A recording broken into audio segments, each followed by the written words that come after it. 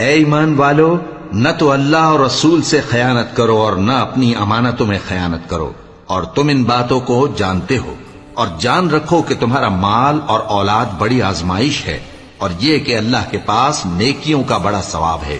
مومنو، اگر تم اللہ سے ڈرو گے تو وہ تمہارے لیے حق و باطل کا فرق ظاہر کر دے گا اور تمہارے گناہ مٹا دے گا اور تمہیں بخش دے گا، اور اللہ بڑے فضل والا ہے۔ اور اس وقت کو یاد کرو جب کافر لوگ تمہارے بارے میں چال چل رہے تھے کہ تم کو قید کر دیں یا جان سے مار دیں یا وطن سے نکال دیں،